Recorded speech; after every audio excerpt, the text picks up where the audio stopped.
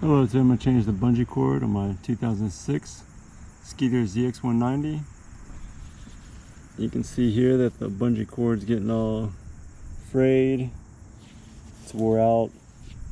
Ordered some bungee from TH Marine.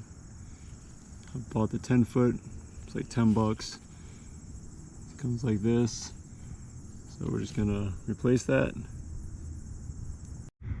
Once you go in the rod compartment, you'll see that it comes underneath, and then down here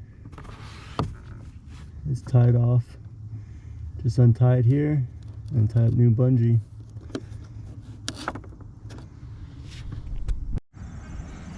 Once I take out the old bungee, I'm just going to measure it up, get the exact same length, and cut it and put it back in.